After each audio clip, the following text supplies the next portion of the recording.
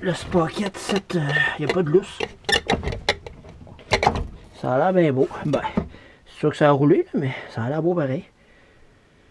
On touche pas à ça. Radiateur aussi.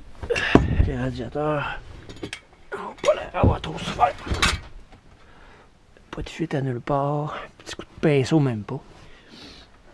Après ça, ben c'est ça. La suspension est ici. Fait que toutes les roues démanchées, les bearings enlevés. Les cils de bearing enlevés, doublé les 40 là-dedans. Après ça, on graisse, on met les cils, on met les bearings d'un roue pour remonte. Il ressort le choc, ça a l'air manqué de graisse, là, mais quand même. C'est sûr que les chafs ici, ça a l'air de jamais au bout.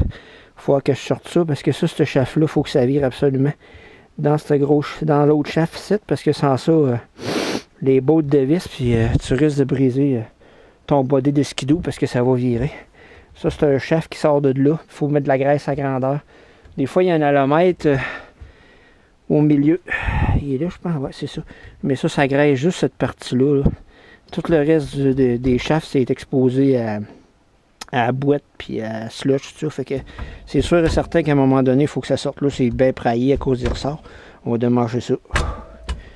À part de ça, en avant, ben ça a été coupé. Les deux straps ont été coupés volontairement par l'ancien propriétaire.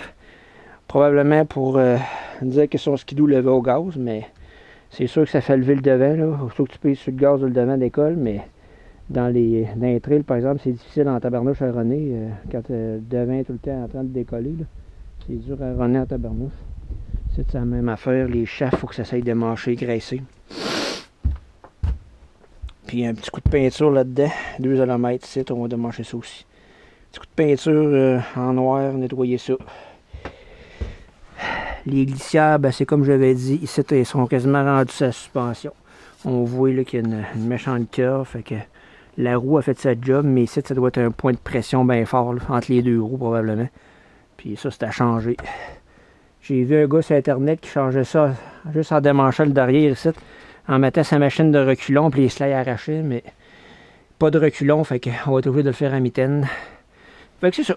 Une belle petite job à faire. J'en ai fait en masse de ça, c'est pas trop compliqué.